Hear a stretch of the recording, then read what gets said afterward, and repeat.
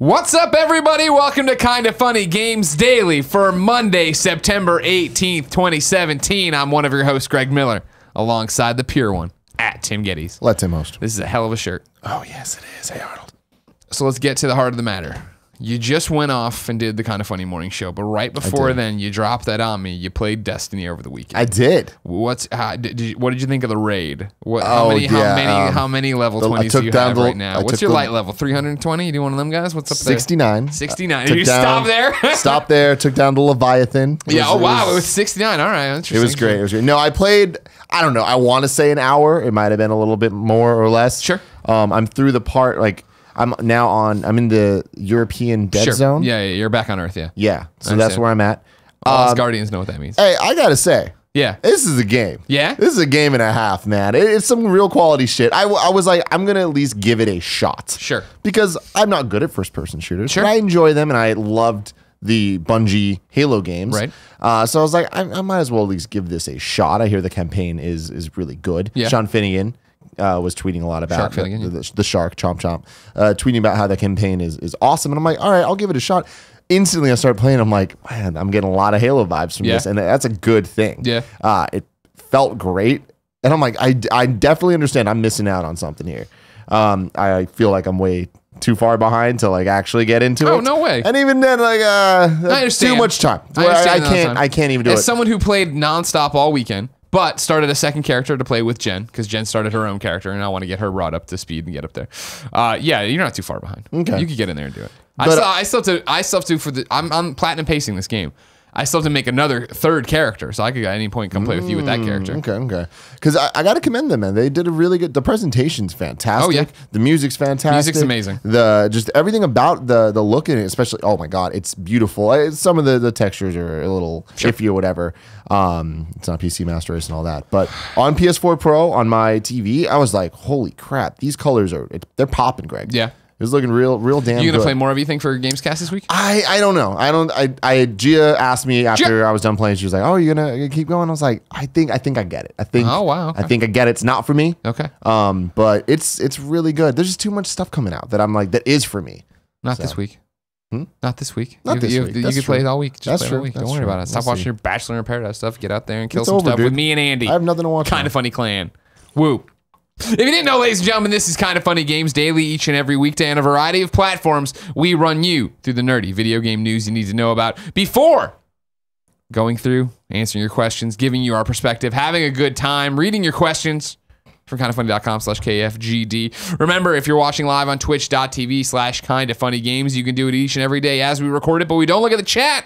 Instead, you have to help everybody and go to kindafunny.com/you're-wrong. Tell us what we screw up as we screw it up so that at the end of the show, we can set the record straight for everyone watching on youtube.com/kindafunny and podcast services around the globe. No matter where you get the show, thank you for your support. Glad so many of you love it. Consider going to patreon.com/kindafunnygames and helping keep the mics on. Kinda Funny Games Daily made a triumphant return back to the #1 spot on the podcast charts. Oh, did it? For a day. Oh. And then it went away. Oh, nice. Well, thanks. Is it because we released 2? Because we screwed up? Yeah, that'll do. But it did it. It doesn't matter. We were there. Fuck you, Car Talk. 2 pieces of housekeeping news. Number 1, the Cooking with Greggy episode 1 is live for everyone right now on youtube.com/kindafunny and podcast. No, that's not right.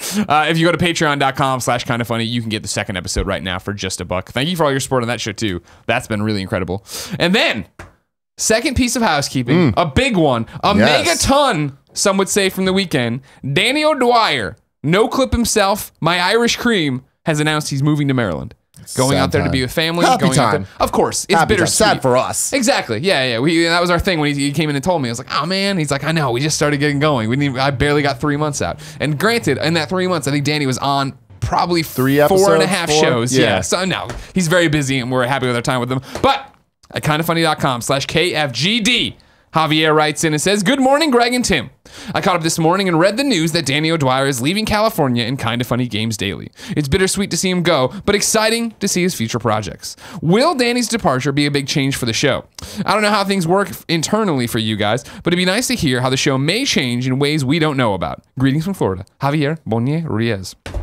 And I say his name a little bit different every time, but he never corrects me. But he's here every week, so I can't be, or every show. Can't be that offended.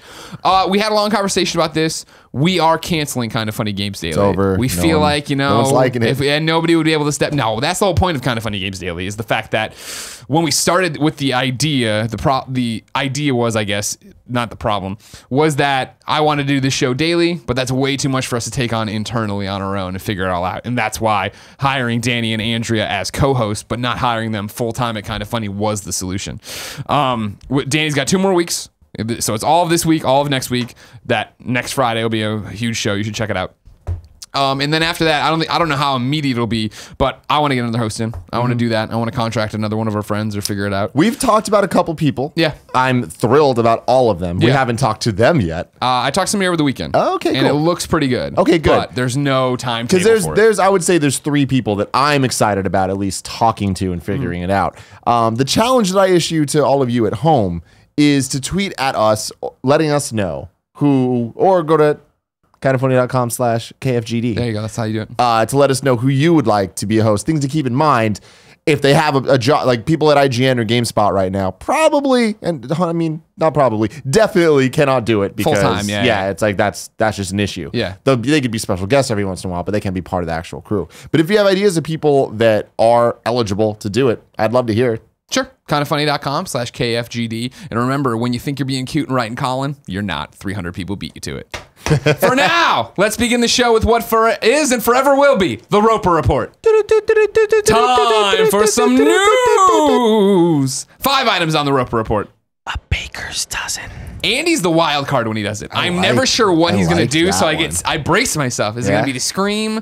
He yelled motherfucker once? I don't know. Baker's dozen, motherfucker. I don't know. He terrifies me. First story on the Roper Report is a tweet from Toys R Us Canada. The SNES Classic is coming to Quebec after all. They tweeted, great news. SNES Classic will be available in Quebec, thanks Nintendo. Then somebody's like, is this an exclusive? And then the guy follows up, Grossbill.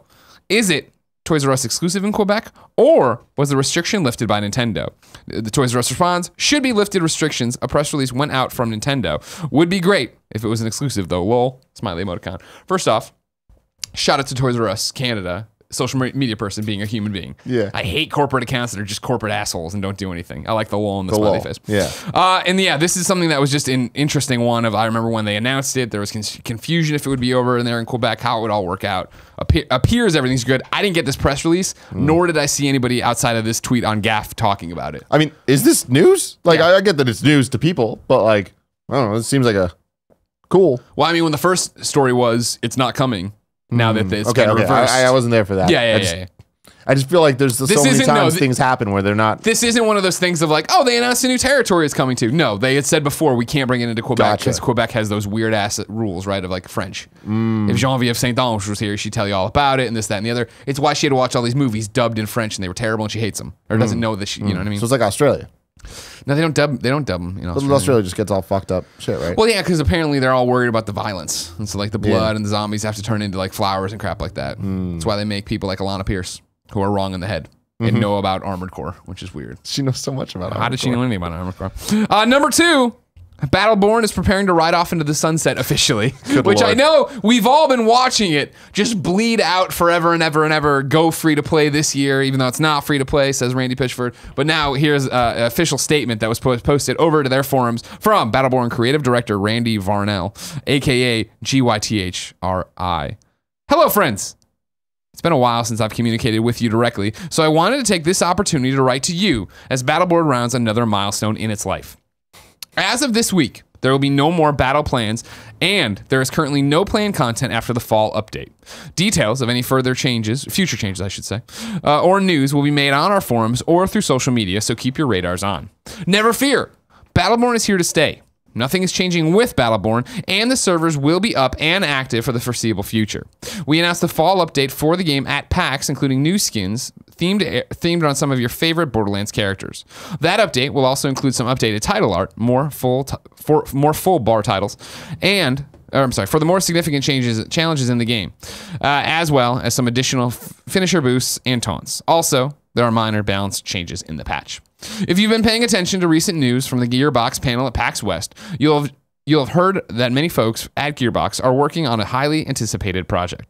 Although I'm sad my time on Battleborn is coming to a close, I'm happy to announce that I will play a significant role in this highly anticipated but unannounced game, and I'm sure you'll be hearing some from me again in the future regarding Gearbox games. I've been working on Battleborn nearly exclusively since 2012, and in some ways, that work stretches back to 2009 for me. It's been a long labor of love with many of my good friends at Gearbox, and I'm proud to have shared that journey with you, our community. Your spirit and loyalty have been a constant inspiration to the team at Gearbox. Also, I want to personally thank you for giving Battleborn a chance and dipping down into a new universe with us. We make games for you, and many of you have shared with us how much Battleborn has meant to you personally. It's always a bittersweet time when transitioning from one project to another, but also offers the opportunity to step back and enjoy the game we created. Keep an eye out for me in the game. And he goes on to say goodbye, and he loves you and all that jazz and stuff like that. What do you think, Tim? I think this is summed up pretty well in a tweet that I saw. I forgot who did it, so let me know in kindoffunny.com/you're wrong if you know what I'm talking about. But someone quote tweeted Polygon's article about this and was just like, the fact that Polygon is reporting on this 4 days after the blog post was posted says everything you need to know about how much people are paying attention to this at all. But I mean, it's a great letter. It's a great letter that, you know, they're coming out and being real and honest and very transparent, and also hinting towards the future. And I think it's important to drop these highly anticipated project. It's like, all right, cool, wink, wink, nudge, nudge. Cool, we get it. I think this is admitting defeat in a good way, not in a way that like makes us, not us, the users feel like assholes for supporting it. Sure. That was or us feel like assholes for not supporting it. That was the big takeaway from me, is that this happened. This Gearbox thing, when did you see the tweet about it or whatever, the article about it? 2 days ago, maybe. Okay. I saw somebody, it was over the weekend, maybe it was Friday night, somebody linked me to this for KFGD on Monday. And going in there, I read the letter, I was like, oh man, what a great letter. And then I did the scroll down to see how many people, and I was blown away. And I didn't read the entire thread, but the majority of that first page I read was very much like, oh man, this has been such a great ride. Thank you. Oh, thank you so much for coming. Oh, it's good to see you again. No, we'll totally see your next game. It was like, that's fucking rad to see. Because again, I hate stories like this about games as services being talked about or shit on by people not in that community. Yeah. It's that thing of, I'm not a member of the Battleborn community. You know what I mean? For me, it came and went, and it went free to play and did this, and now it's just done with updates. The game's still there if you want to go play it, great, have fun with it. But obviously, for a game that's a service that then stops getting update, that's pretty much, all right, goodbye, we're seeing you later. And I hate it when people just want to make fun of things, poke fun at it, say that it was a failure. I think it's interesting that it's popping up now after we, on Friday, I believe, we talked about Lawbreakers, where Cliff had this great interview with GameSpot. I don't know if you caught it, where he was like, this game's humbled me. Here's what we're doing. In a very, all hands on deck. We're not panicking, but we know there's problems. We're behind the 8 ball, and we're going to fix this. And it was a very super open, transparent, like we like here. And so I don't like using Battleborn as a punchline like so many people do. And I'm not, by the way, I'm not throwing stones. I'm sure at some point I have as well, with a wink and a nod and a laugh or something. But I like the fact that they're being real with their audience, that their audience seems to be receptive to it. They know, and I'm starting to fill in just off of what I saw on the forums, but it seems like they're happy with the experience they had and the money they put into it, and they're not upset and feel like they were left out to dry. Yeah, I mean, you're right. When it comes down to it, as long as the game has its community, that's the community that these letters matter to. Everyone else is just talking shit to talk shit. It's like the season pass argument I was talking about. The devil's advocate to that, though, it's like they're talking shit for a reason. It's like that game coming out against Overwatch was bad. That was a stupid idea at the time, and they committed to it, and it from day one it felt off. Right? It's not like people in the industry were like, "Oh man, Battleborn looks like it could do something." It was like, "No, why are you doing this?" Like there wasn't anybody that was evangelizing it, right? Yeah. Like I remember going to multiple PAXs and seeing how big the booth was for it and being like, "What? This seems like a mistake," you know? And that's from our side of it. So it's like to then follow through and then have the jokes and shit. It's like, it's not nice. People work really hard on these games. And that's the thing, I hosted or I didn't even host, I guess. I came in at the end of a Gearbox PAX Prime, or maybe East Panel, a few years ago, and I did a Q&A segment with them, and it was about Battleborn or whatever, and the passion for each one of the from the people up there talking about this game, and it was as they were leading up to launch, and it was trying to rally the community behind it. It was that thing of like, man, you guys this is an Everest you're trying to climb here, but I wish you the best. Like, you know what I mean? Like, and that's the thing where it's like, it's bittersweet even from an outsider to read this and know how much Randy cared about this game and how much people really wanted this game to take off, but it didn't in the way they wanted it to. Bittersweet. Mm-hmm. Word of the day, thanks, Danny. No. Number 3. I said word of the day, thanks, Danny, because Danny's also bittersweet that he's leaving. It was a call back to the first. Got it. Okay, I was just really confused. Let's keep rolling. Number 3 on the Roper Report. Friday the 13th has put out a DLC roadmap. I've printed it off. Okay. Here for you if you want to go. An actual it's map. at the end of your path. Yeah, of course. So they did it. It's cute. You can get it over on their Twitter there. Friday, I think it's Friday 13th game. But it's basically showing their launch there on May 26th, going on with all the stuff they have already done. The first clothing pack, retro adjacent, fast-paced maps. Then they put a "You Are Here" there, indicating what's coming. Now I'm going to run you through what's coming. Okay, Timmy Tim. Yeah. And I don't want you to get ahead of yourself. Okay. What's coming, they say right now. Free emote pack, the spring break clothing pack, part 4 Jason, the Jarvis House map, which is a new map I'm excited about, new counselors, new kills, new clothing. Then they put a jack-o'-lantern in there, signifying October 31st. That's 7 packs right between now, September 18th, and October 31st. That's a lot of content. Yeah. Now, granted, Emo's clothing pack is not like they're changing the game here or whatever, but a new Jason, a new map, that's pretty awesome. New kills, okay, I'm in for that. Moving on, after Halloween, you got Virtual Cabin 2.0. I don't know what the fuck that is. Offline bots, single player challenge demo, new counselors, another new map, then a little winter insignia. That's the one where you're like, all right, what does that mean? We got a snowflake there. Does that mean December 31st? That mean I'm saying January? Christmas. It's just they're trying to be cute. They got to say the holidays now. That's what I'm saying. Yeah, but I think it's December 25th. They ain't playing around. Okay. Beyond new Jason, new clothing, new game mode, single player challenges, new Jason, new map. That's a lot of stuff, Tim. That is. And I want to give them a shout out. Sure. For all of that before Halloween and really owning that October time. They know what they got going on. They understand. Hey, if this game's going to have another uptick, it's this month. Right. Well, remember, of course, month. it gets even more interesting in October, right? Because on October 13th, that's Friday the 13th, they're putting the game out as a boxed copy that comes with other stuff that's just for that box copy. And then, of course, Halloween, October 31st, everyone's getting scary. I'm happy you enjoy this game so much, Greg. I'm happy that seems like a lot of other people do too. Well, I want to talk to you about that. Go Corey for it. writes in to kindoffunny.com/KFGD and says, with Friday the 13th game's newly announced update plan, do you plan on returning to the game? If not, what type of DLC would drag you back into the game? Thanks for the hard work on the show, Corey. Here's what I'm going to put out there, Tim. Put it out there, Greg. And this I'm putting out there for Corey, for everybody. I don't feel like I ever left this game, if that makes sense. There's games I put down that I'm like, all right, cool, I'm done with this, or I'll get back to that later and never pay attention to it. I still feel like, even though I'm not playing Friday the 13th every night like I was for a while there, now because of Destiny, but before that, a couple other things, it's the fact that I still care about all this. I still pay attention to when they put out an update like this. I still am on their Twitter. I'll check out their Facebook page every so often, which I don't use Facebook, you understand, but that's where they were communicating the best. They redesigned their website. I went and checked it out. I feel like right now my attention's being pulled in other places, but the highest compliment I can give Friday the 13th is I put all my games on my PlayStation 4 into folders, right? And I do it in the order they're likely to be played. And so when I get something new, like Destiny's at the front of my folder right now, but then right behind it, I believe, what was the game I was playing right before Destiny? Do you remember? Uncharted? Everybody's golf. Thank you. Thank you, Joey Noel. Look at that. So right now, I do believe if we were to look at it at home, it's Destiny, Everybody's Golf, then probably Uncharted, because I haven't moved that around yet and I still want to platinum it. And then I think it's Friday the 13th and Marvel Heroes Omega. Because for me, Destiny, Friday the 13th, and Marvel's Hero Omega could get played at any time. What is my mood going to be? And we're actually getting ready to do a Friday the 13th, the game Let's Play party here. Mode, A party mode. We're very stoked for it. Hopefully it'll make it to air one day. When we do complicated 7-person Let's Plays with webcams, there's a high probability something could go wrong and it will never get seen. Looking at you, Lone Echo, or Echo Arena.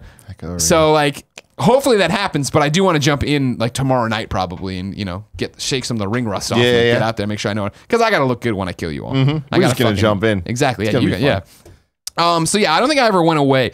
When they release the new maps, for sure, when they release the new Jason, for sure, that night I'll be on there to play because, something brand new. Whereas right now it is something where I feel like, oh man, I should get back to that, but I want to platinum Destiny, but I want to do this. Do the new Jasons, is it just cosmetic or do they? It'll be a full new Jason from what I understand. But what does that mean though? Is it cosmetic or is it?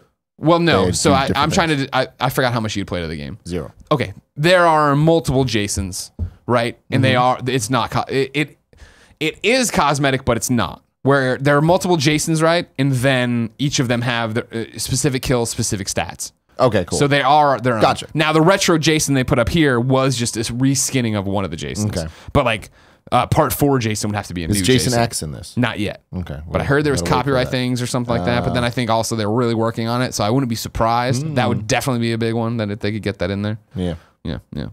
I want Jason Bateman in it. Yeah. That'd be cool, right? I like that. Right? Just get a Jason That's Bateman a in good idea. So I never went away. I think I'll be back for that stuff. Did you ever play any of it? I forget. Not at all. So wow. So you're just jumping in this Yeah, week. yeah. You excited? Oh, yeah. I love this fucking It seems like a cool game. Yeah. And the fact that you're into it and know how to play, I'm sure you can get us up to speed pretty quickly. Oh, yeah. Well, I mean, that's the thing. Joey, you played a lot of it. It's just easy to wrap your head around Friday the 13th. Yeah. Difficult to master. Yeah. It's a very low barrier to entry. Yeah. And then, but if you put the time in it, you can get really good and figure out all the crazy The gameplay sounds awesome. Yeah. So I'm excited for the I'm last looking forward. All right, great. Okay. Number 4. It's finally happened, everybody. Player Unknown's Battlegrounds has set the all-time Steam concurrent record. Wow. Previously, it was held by Dota. You know this. We talk about it all the time. At 1.2, about 1.3 million players at one time playing it. Player Unknown's Battlegrounds has now passed it. The peak is 1,342,857. So about 1.35 million people playing that game. Fucking sane. I remember when we started this show and we started doing the Games Daily News and we started talking about Player Unknown and to see its steady climb. And the first time it posted and it was like, oh man, it beat Dota today. And I was like, what does that mean? And I clicked on it. I was like, oh, it didn't beat the all-time Dota. That's so far out. There'll be no way this game can catch that. And then week after week after week, month after month of it going up by 2 million copies sold every time. It's like, holy shit, this game. Yeah, man. It's insane. I'm so excited for it to come out on consoles, and I wonder what the final like finished version of the game is going to look like and how different it's going to be. You mean like what, years from now when it's done? Whatever it's like officially released. I feel like by the time it does, it'll be. Don't get me wrong, it's going to look a lot different than the first version people have been playing here, but I don't think it's like Minecraft. Yeah. Where by the time Minecraft got around, it was like its final release or whatever, no longer in beta. They had changed so much already that the beta tag didn't mean anything to me. I'm more concerned about this game getting fucked over a Game of the Year. I think it should be in the running for Game of the Year. I think people should be having conversation. I'm not. No, I'm I not think too it is worried too. about But it, I feel, and we don't know. We're not on the inside or anything. Yeah. I feel a place like IGN, a place like GameSpot, based on even when I talked to Andrea about it, where she's like, it is tagged as early access. It is not a full-fledged game. It should not be in the running for Game of the Year. I think there's going to be a legitimate argument in offices about that. And I think that like that's all it takes. Like I feel like things change in the industry, and it's just like even in my time at IGN, there was so many like random things that got brought up where it's like, well, how do we treat DLC, which at least back in the day, what they called it, right? Yeah. Or downloadable games or whatever, and then it's just like that changed. So I feel like this, even if last year they had a no early access rule, I think that could change when there's a game that is as complete as PlayerUnknown's Battleground is from a gameplay perspective. I'm hopeful. I'm just worried about sticks in the mud. Your Fran Mirabellas. Oh, yeah. Being there and being like, I 7-9 Mario Kart. I'm a monster. Yeah, yeah. This will be my new monster quest. Dan Stapleton is the one. You think I'd put so? it on him. He's going to put the kibosh on that shit. He is like, he's what, reviews editor or whatever. Yeah. Have they reviewed No. Player Unknown? Yeah, that's going to be trouble. See if it doesn't have a full review. Going to be a very interesting end of the year for the award season. And then number 5, final item on the Roper Report. Telltale has a new CEO. I'm bringing this from GameSpot. Just a bit of housekeeping for you, just some information to keep in the back of your head. Telltale Games, the independent studio behind the popular Game of Thrones, Walking Dead, and Minecraft adventure games, has a new CEO. Pete Hawley, the former executive at mobile and social gaming giant Zynga, has been hired to lead Telltale. Hawley replaces Dan Connors, the Telltale co-founder, who was CEO before being replaced by Kevin Bruner in 2015. Bruner resigned and Connors was CEO again in 2015. At this time, Telltale's board of directors was looking for a permanent replacement for its CEO, leading up to the announcement of Hawley in the top role this week. Hawley worked at Zynga as a senior vice president and general manager since 2014. Speaking to Venture Beat, Hawley said, "It is quite an honor to join Telltale." All right. Not much there. No. I also don't want to be one of these guys that's like, oh, Zynga. You know what I mean? Like, They make money. the CEO role is business, making money, making things run. It's also taking away from it's also getting the right person in there who knows how to lead a business. I remember at IGN when we were looking for a CEO and you're like, well, why not just promote this person or that person? Well, and then you're like, oh, you have a different mindset. It's not even that you have anything to say about the editorial content at IGN, or in this case, I would assume games. You just need to be in here to run it, right? And as you see like it getting passed around between Dan and Kevin, who I know well from working with Telltale all these years, it's a similar thing of, knock on wood, if one day Kinda Funny gets big enough, right, we're gonna have to hire a real CEO to really run this. Because me going into PAX panels and doing an interview here and there, that's not what a CEO does. No. We don't know what we're doing, but there's 7 of us. Joey does all the heavy lifting. We don't have to worry about anything. Good on you. We'll see if anything changes. Maybe they get a new engine. Fucking, just stop crashing all the time. Eating saves. That'd be nice. Also, maybe they'll make an original game. Tim? Yes. I want to know what came to the Mom and Grop shops today. Where do I go? The official list of upcoming software across each and every platform is listed by the Kinda Funny Games Daily host each and every weekday. Yeah. Now, I used to use this Kotaku list for games out this. Andrea on the show said stop using that list. Not to bash Kotaku, but there's this website that's devoted just to video game release dates. I said, okay. Went there today. They are really intense. They're really intense. They have a whole bunch of information. Went there today. Just one game. The Solus Project on PS4. Solus Project. Okay, that seems interesting. I don't know why they'd be out on a Monday and not a Tuesday, but there you go. That's what's happening apparently. New dates, meanwhile. Chaos Child, but it's actually Chaos Child all shoved together, is out on PlayStation 4 and Vita on October 24th. Marvel vs. Capcom is getting some DLC characters. Venom, Winter Soldier, Black Widow, and Monster Hunter all later this year. And then our boys, Layers of Fear, have announced Layers of Fear Legacy. This is coming to the Nintendo Switch and includes both the original Layers of Fear as well as the expansion Layers of Fear Inheritance. Is it coming to Switch? Yeah, that's what this is all about. Rebuilt for Switch, Layers of Fear Legacy will support HD rumble, touchscreen control, and motion controls. What's wrong? Gotcha. I read this wrong. I thought Layers of Fear Inheritance was the Switch version, but no, that's the expansion. Yeah, so you're getting basically the definitive Layers of Fear collection coming to the Nintendo Switch. Obviously, you played it, right? I played enough of it. We did that Let's Play. Yeah, so I was going to say, to bring you up to speed, we did a sponsored Let's Play with Layers of Fear last Halloween-ish, I think, or something to that effect. I think it was like 2 years ago. Was it really? Oh my God, time just runs by so fast. It was a great Let's Play, so take it with a grain of salt, though. I just want to be upfront about that. Saying, I remember then when I played it at home, when we got the final version, I was like, holy shit, this game is awesome. I did not like the game. Really? Yeah, I remember. I did play it afterwards, and I was like, nah. I liked it a lot. I'm done. You and Colin liked it. I didn't like it. Yeah, well, I guess that's all you need to know. But no, it was good. It's coming to Switch now. Enjoy yourself. It gets scared, drop it on the floor, freak out. Deals of the day. Between September 22nd and the 24th, all Xbox Live Gold members on Xbox One can enjoy Battlefield 1 for free with Xbox Live's Gold's free play days. Free play days. Now it's time for Reader Mail, but first I need to tell you, it's brought to you by DraftKings. Football season has begun, but it's not too late to get closer to the game you love with DraftKings 1 Week Fantasy Football. This Sunday, DraftKings is hosting a $100,000 Pick'em contest that is totally free to enter. Pick'em is the newest way to play 1 week fantasy football. Drafting your team is faster than ever. DraftKings has organized players into 8 tiers. All you have to do is select one player from each tier. Choose between public contests with big cash prizes or private contests where you can compete against a group of your friends. DraftKings also has beginner and casual contests where you'll play against people of a similar skill level. The best part is you can draft a new team each and every week without any commitment. Get to DraftKings.com now and use the promo code KINDAFUNNY, all one word, to play in DraftKings free contest with $100,000 in total prizes this Sunday. That's promo code KINDAFUNNY to compete for your share of $100,000 in total prizes. The contest is totally free to enter, so why wouldn't you try? A shoe? DraftKings, the game inside the game. Eligibility restrictions apply. See DraftKings.com for details.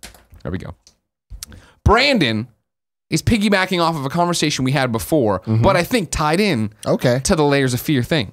Brandon wrote into kindafunny.com/KFGD and says, Greg and Tim, following Friday's discussion about playing games on Switch, are you at the point where you would buy/play a single-player focused game on Switch instead of PlayStation 4 if it was released at the same time? For example, if a game like South Park released on PlayStation 4 and Switch the same day, which console are you choosing to buy/play it on? Love the discussions. Thanks for producing a great show, Brandon. What a great question. Fucking Gold Star, Brandon. Go to Walgreens, buy the Gold Star pack, take one of them, put it on your cheek. You earned it. I feel like my gut reaction to this was I don't think they could. I feel like games like the single player focused games, I'd still rather play them in their best form, which is the PlayStation 4 Pro right now, for me at least. Yeah. Xbox One X, who knows? But then you bringing up games like South Park totally rejiggers my train of thought. Yeah. South Park, exactly. I want to play that shit on the Switch. Yep. That's an easy answer. A bunch of RPGs, totally Switch.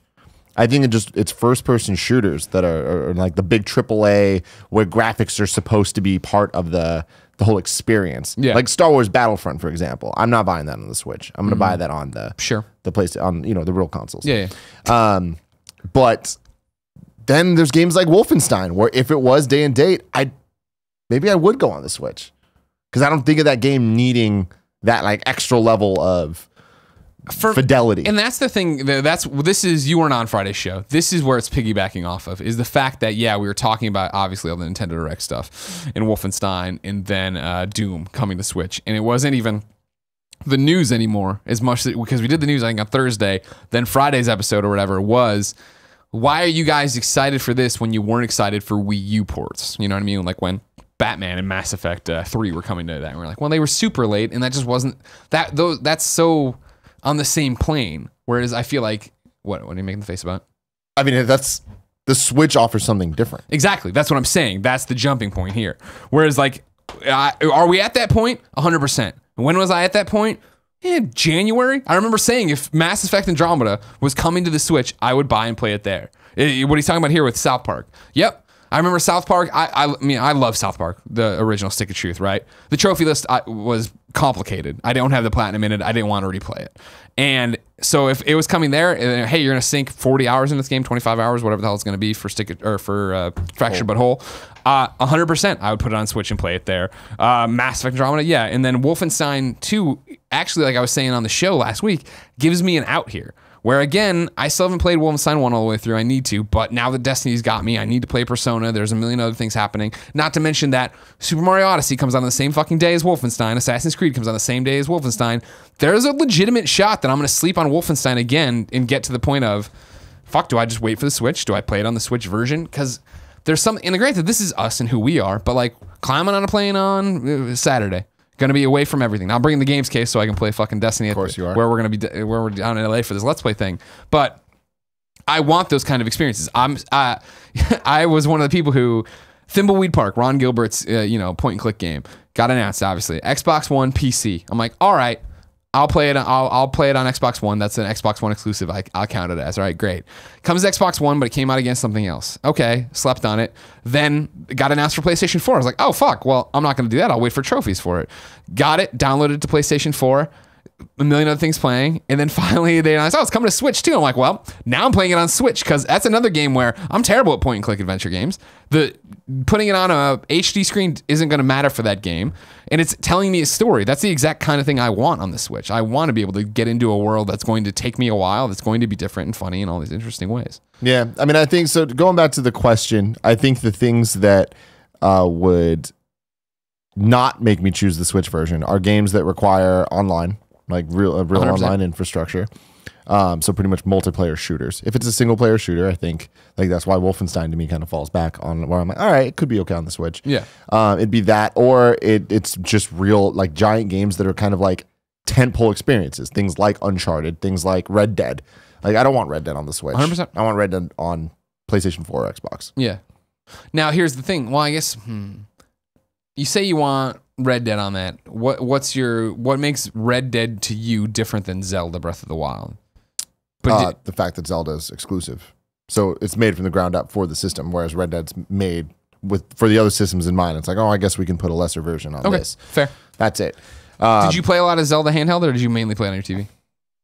I was 50-50 for Zelda. Okay. If anything, I probably played more handheld just because there was a lot of flights during that time. But when I could, I played on the TV. So, okay. Yeah. But I mean, again, Red Dead is like, it's going to be a tentpole experience visually and cinematically. And that deserves a huge TV. NY State writes in to kindafunny.com/KFGD and says, hey guys, I keep hearing all the talk about how the Switch is fun to play games on the go, but what about the Vita? I'm planning on getting a Vita because with all the remote play that it makes perfect, I'm planning on getting a Vita because with all the remote play, that makes it perfect to play on the go. I watched a video on YouTube that shows how you can connect the Vita to a wireless hotspot and play games on your PlayStation 4 basically anywhere. I'm wanting on to play in my bedroom at night when my PS4 is off limits. It may not be perfect, but those big AAA experience. It may not be perfect for those big AAA experience games, but it seems perfect for Telltale Games' Transistor, Life is Strange games. Also, what happened to the Vita relocation program? I'd love to have one. Keep up the good work, NY State. Last part first. Vita relocation program saw about 4 Vitas come in, and they're still sitting in the box over there because it was just like, well, we had, I think, 2,000 people write in saying they wanted one, and all these people who hate their Vita and never play it, they didn't send them in because you're all fucking full of shit and horrible people. Don't buy the Vita for remote play. I love the Vita. The Vita is awesome. Don't get me wrong, but it's like, yeah, it doesn't work for AAA experiences for sure. And even with Telltale going on, and you're saying hotspots, so you're doing like what, a hotel or a Starbucks, like there's going to be lag. He's talking about his room. Well, he's talking about when he's at home and he can't use the TV. Sure. But even, I mean, he's saying hotspots as well. I don't call my house a hotspot, so I think he's using it for both. However, for the room even, it's just not worth it. I mean, like if that's the only reason you're getting the Vita, has an amazing library, get it. You're just gonna play a few of the Telltale stuff. Like even those have countdown timers that'll get fucked up. You will lose connection here and there. It's not perfect. It's not flawless, and that was the issue. Yeah, I mean, I think it's even more than that. It's flawed, right? Sure, that's the thing. I mean, I remember playing Assassin's Creed Black Flag via remote play, like when I was in Washington, the PlayStation was in California, and like it was a thing of like, oh, this is cool, and then you get into fights and it just did not work. And I to the credit of it, I don't use it, for Telltale games. I did use it for Read Only Memories 2064, right? But there was no countdown for that. Like I had to worry about the thing, ending on a choice or whatever, screwing me over. Same thing with My Name is Mayo. I think I did as well. I think I watched TV and then tapped the screen. But these are different experiences than the Transistor. I don't think would fly with it. But write in if you've had better remote play experiences. I've just had enough of them where I'm like, this isn't something I really care that much about. I mean, it's like jumping off of that, going back to the Switch. Like even last night, I had a crazy moment where I was playing Sonic Mania for the 4th or 5th time now, playing through it with the different character combinations. And I played for maybe an hour or two in bed or something, and then I got up and I was like, you know what? I'm just gonna play on TV, and it's just like popped it in and just on. I'm like, how did that work so well? Yeah. And then played for another hour there. Switch is awesome, man. It is all the promises of the Vita paying off. Yeah. Jeremy. Actually, you know what? I'm going to stop. I want to tell you something. Tell me something, Greg. Fuck you, man. Yeah, man. I went to the store the other day, and Jen's finally like, you want to get a thing of LaCroix? I'm like, fuck, no, I don't. And here we go. Pamplemousse all up in my fridge now. I can't get away from it. I hate peach pear, and I'm still drinking it. Try melon, dude. It's my new craze. Jeremy writes in to kindafunny.com/KFGD and says, hey, Greg and Tim. Over the weekend, I played Uncharted 1 for the first time ever. And let me tell you, it was very underwhelming. I know I'm in the minority, but I feel like the game was just okay and probably, for me, overhyped. We'll see how I feel after the second game, which I probably would not have been interested in playing as they came out. My question for you is, what games have you been completely overhyped for and led to your disappointment? Love the content. Haven't missed an episode of Kinda Funny Games Daily yet. Thanks, guys, Jeremy. Thank you, Jeremy. Fuck you. You're crazy, bro. It's not. Here's the thing. What game have I been disappointed by that has been overhyped or hyped? Lots of them. This is the problem with where we get into where people are pre-ordering and feeling like they got to buy everything right away and do all those different things, because there is the popular opinion. There is the, oh my God, are you seeing this? Are you playing this all at the same time mentality that does influence these choices. I remember, I'll give you a spectrum here of going back and playing Super Metroid after we did like IGN's greatest games or everybody's favorite game or whatever, and Justin Davis was like, this is my favorite game of all time, because I'm like, this sounds awesome. And I went back and played it and I was like, oof, I do not like this game at all. I can't get through this. It's my God, I can't fathom that. It's clunky. She feels heavy. This is going on. It's unintuitive. It's all these different things. Oh. But again, it's me going in there with a 2014 mindset of games and sitting down to play something that's a classic that hasn't progressed with us. Yeah. And Uncharted, don't get me wrong, Uncharted 4 isn't like, this game looks nothing. This is what, but I mean, they've learned so many lessons from Uncharted, like let alone just in how it looks. Like when you go back and play Uncharted now, you're like, oh, this doesn't look as awesome as I remember it being, because on PlayStation 3, that looked fucking awesome that his jeans got wet. Nobody saw that coming. Yeah. That's how these things go and progress. And even like overhyping, I always talk about, I just lost it. It's the game, Night School's game. You go on the island, all the things happen, moving around like this. I knew you wouldn't be able to help me on this. You know exactly what it is. Dead Island? I want to say Night in the Woods. No, it's the adventure game. Gavin's in it. You go through, you're the girl. Oh, this is going to drive me crazy. Don't write into kindoffunny.com/you're wrong. I'm going to figure it out. Talk about overhyped games. Overhyped games. None are jumping out to me because I feel like any game that I was excited for wasn't overhyped to me. I was excited for it. I might have overhyped myself. I think Devil May Cry 2 comes to mind, where I was so unbelievably hyped for that, and then it ended up not being good. But I feel like generally, I like the games people recommend to me because they know that I'm going to like them. So yeah, but there's a difference between recommending something and overhyping something. The game, if I could just think of the fucking name of this game, they come in on a boat. It's got the... Thank you, Oxenfree. Fuck. Marty and Mitch had played it already, and I went to brunch with them, and they were both like, if this was eligible for Game of the Year this year, I'd be voting for it. I was like, holy shit. Oh, fuck. I got it at home. I'm going to go play it. And I went home and played it. I was like, this... It's not bad. It's just, this is not the best game of the year. This is not... And there's a difference between, dude, you got to play this, you're going to really love it, and, dude, Uncharted 1 is this amazing behemoth, and it changes. And it'll be interesting to see what Jeremy thinks of Uncharted 2. Because that is the big thing. I mean, even with Uncharted 1 to Uncharted 2, people played Uncharted 2 and were like, holy shit, this is a game changer. This is Naughty Dog doing something different. For me, I guess there's just no example where something like the Oxenfree thing, where there hasn't been something that was overhyped to me that I haven't played and at least been like, I get it. Not for me, but I get it. Sure. With Uncharted, I don't get that because Uncharted is such a unique experience regardless of when you're playing it. There aren't other games like it. But don't you think the thing would be that, sure, when you played it originally on the PlayStation 3, yeah, but now, no. No, How many people have aped it? I mean, Tomb Raider's, not that it's, that's I'm what not I'm saying, they're though, copying them, but. There's so few games, that I think are the same style as Uncharted. Like, you can count them on one hand, and I think even that would be a challenge. I think Tomb Raider is the answer. But besides that, I'm surprised there aren't more games like that are just, hey, we're going to tell a story, and there's going to be fun shooting segments, and that's pretty much it, and climbing. Yeah. Like, just to progress the story. And I mean, Last of Us is probably the only other one similar. Yeah. I guess I'm stretching, but I would say Dead Space, not the original. Dead Space 2, especially Dead Space 3. Okay, well, those sure. But Dead Space, I think has more of a Metroidvania style feel to it, like a sure. I'm gonna guess Batman Arkham style game feel to it. Yeah, but I understand. I understand where you're coming from. I think it's hard to go back and be like, this game from the PlayStation 3 era that was really revolutionary at the time, or really beautiful at the time. Well, I think, if you've been playing games since then, I think you're gonna have the impact of it lessened. I mean, I think even just narratively, what Uncharted 1 did, and even now, it's like that game was a B action movie, like, but you're playing it. That's cool. Okay, I'll give it to you. Snuggle Grumps wrote in wanting to talk about the Destiny raid. I don't want to do that since you haven't done it, but Andrea's on tomorrow. She'll have something to say. Okay, so I'm gonna take the second gold star of the day and put it here on Snuggle Grumps. Snuggle Grumps. Someone who does the kindoffunny.com/you're wrong. Prep that one, so I probably will forget about it, and we'll talk about it tomorrow. But there it is. Don't worry about it. Let's see here now. Rounding out some questions. We're going to go to Toasty Baguette before we see what's up with Moise Khan. Toasty Baguette writes into kindoffunny.com/KFGD and says, "Kinda funny, god damn it. Why hasn't anyone talked about A Hat in Time? The game releases in less than 2 weeks and no one has said a word. The game's got a platinum trophy too.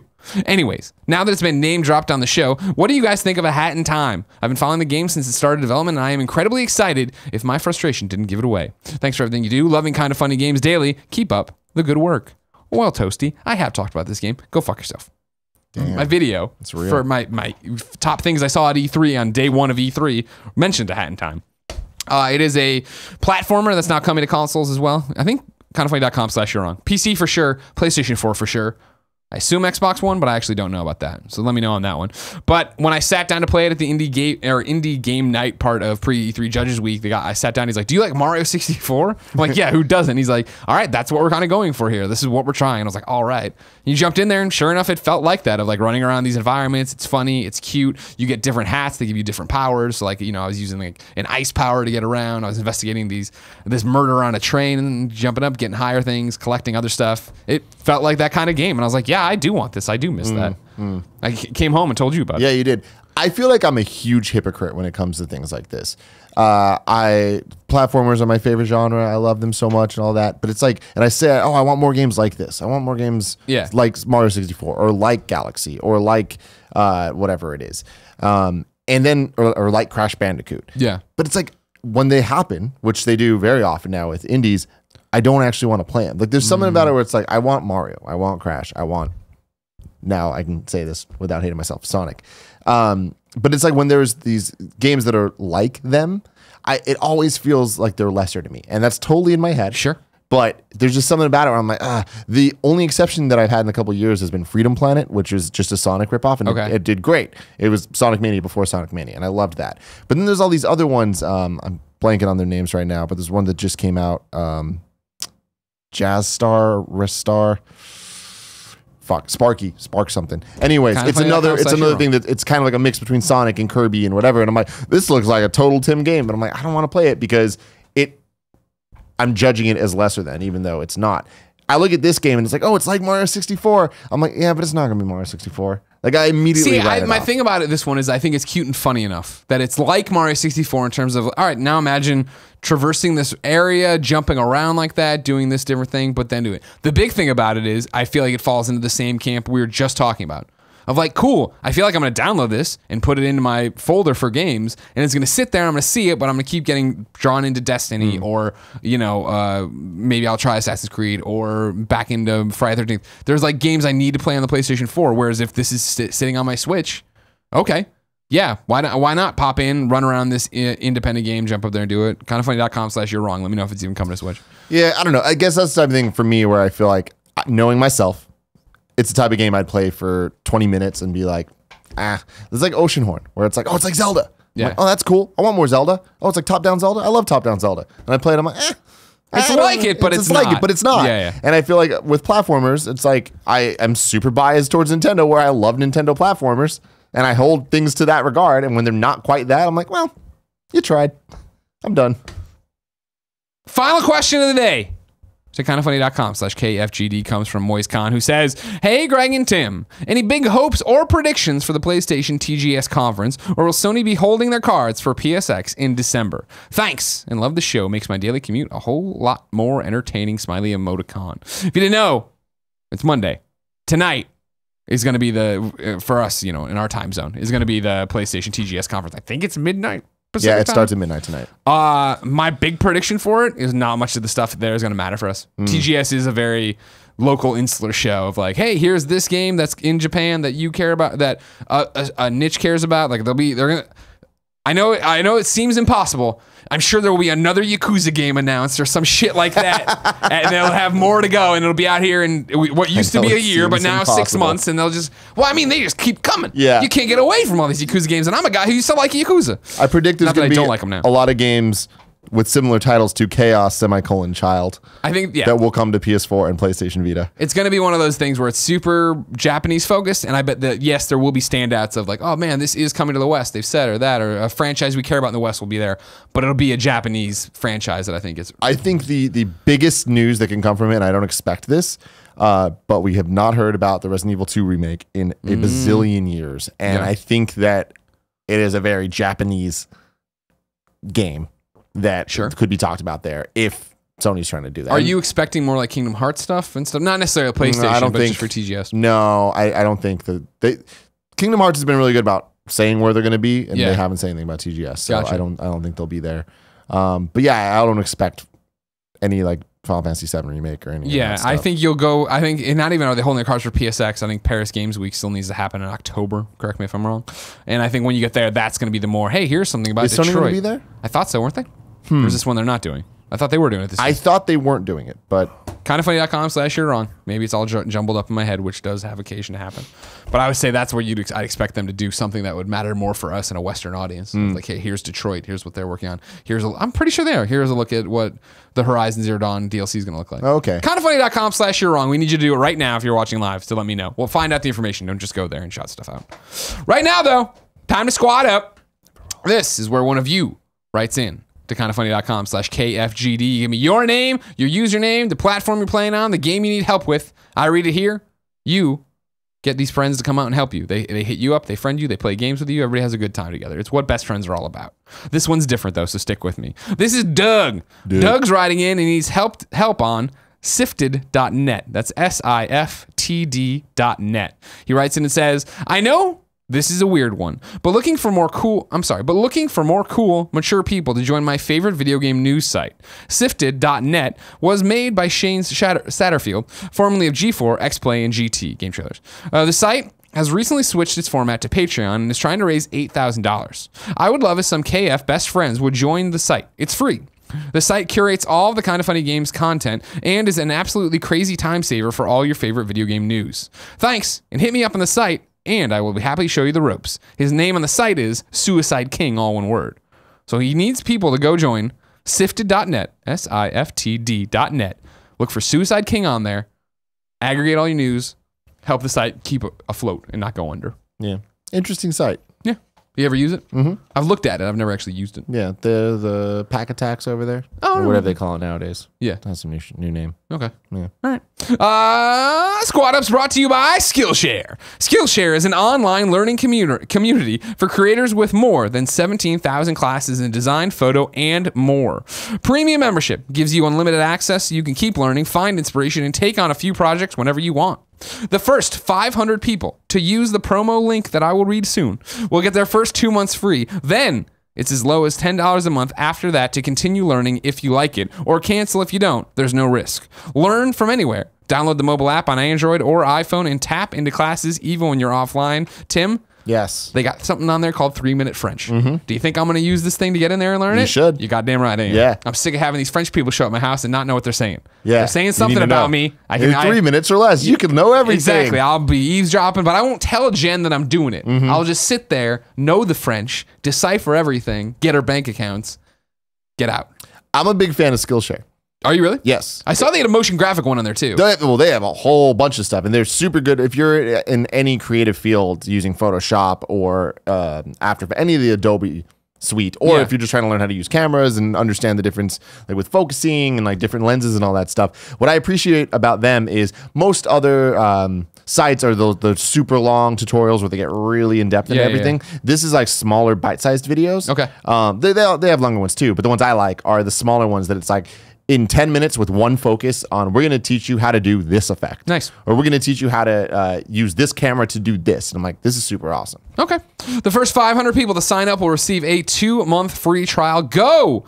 Now, and imagine Skillshare. That's like what it is, right? But that you say it, skl.sh/kindafunny to start your trial now. So skl.sh/kindafunny. The first 500 people sign up get the 2-month trial for free. Tim. Yes. This is where usually I tell you who tomorrow's host is. Spoilers, it's Andrea. You look at kindoffunny.com/wrong. Spoilers, it's Andrea. But we have a new segment from Ray Briggs. Ray Briggs writes in and says, Greg, I would like to suggest a new Monday segment called What Beautiful Bastards Are Hosting Kinda Funny Games Daily This Week. I appreciate at the end of every show you tell us who tomorrow's host is, but if possible, I'd like to know the whole week, as sometimes I'm listening to the podcast a little late the following day. I may have a specific question for the brilliant and beautiful Andrew Renee, the astute Danny O'Dwyer, or just Tim. Parentheses, just kidding, Tim. I know your co-host today.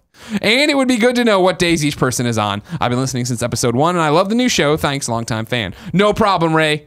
So, what beautiful bastards are hosting KFGD this week? It's Tim today, Andrea. Danny, Andrea, Danny. There you go. Alternate that way. Boom. Tim? Yes. People who watch the show live can go to kindoffunny.com/you're wrong and tell us what we screwed up as we screw it up so we can set the record straight for youtube.com/kindoffunnygames and podcast services. What did we fuck up? E-Money 1013. The tweet about Battleborn Tim reference was from Nibellion, my dude Nibble over on Twitter. Strifey says IGN's Chloe Rad did review PlayerUnknown Battleground Early Access. It doesn't have a final score, but if they had to score it, she would give it a 9 out of 10. Damn, So maybe there is Chloe. hope for it being a Game of the Year. All right, cool. conversation. Interesting. We should get a statement from IGN. I'm going to get a statement from IGN about this. Yeah? Oh, I'm gonna, I like that. get IGN. And finally, Abrax says Sony is doing Paris Games Week this week as well. Fucking the knew media it. showcase is on October 30th. Tim, you were wrong. Yeah, what was I thinking? What did they not do? They didn't do Gamescom. Well, Microsoft didn't do, PlayStation, Microsoft didn't do Gamescom. And then, it was going to be that, I think that's it. It's been confusing. if And they're doing off and Paris on, Games too. Week and TGS and PSX, Yeah. I expect even less from TGS or Paris Games Week. Paris Games Week will probably just I think get they're going to be very those focused. really, focused updates on those things. Like Detroit, definitely. Yeah. And Dreams. Horizon Zero Dawn. Yeah, Dreams is a good one, too. Yeah. And then, PSX will be new announcements / new updates, and here's a new God of War thing. Probably dates, I would imagine. Oh, yeah. Hey, here's It's date time. these early 2018 games. Here you go. Here's some dates. Ladies and gentlemen, this has been Kinda Funny Games Daily. Each and every week on a variety of platforms, we run you through the nerdy video game news you need to know about. We give you perspective. We talk to you. We enjoy you. Be part of the show, kindafunny.com/KFGD. Watch live on twitch.tv/kindafunnygames. Go! Subscribe to youtube.com/kindafunnygames or subscribe on a podcast service of your choice. No matter where you get the show, thank you so much for your support. Go and subscribe to the platforms you don't use it on. That'd be great. Go to Patreon. That's cool. Watch Cooking with Greggy today for free on youtube.com/kindafunny. Actually, no, I was going to say Mourn Danny. Instead, just Boo Danny. Everybody send... Boo, be nice to Okay, Danny. fine. Be nice to Danny. Fuck everybody. Jeez. God forbid we have some fun on the internet. We'll be back tomorrow with the busiest lady in the business, Andrea Renee. But until then, it's been our pleasure to serve you.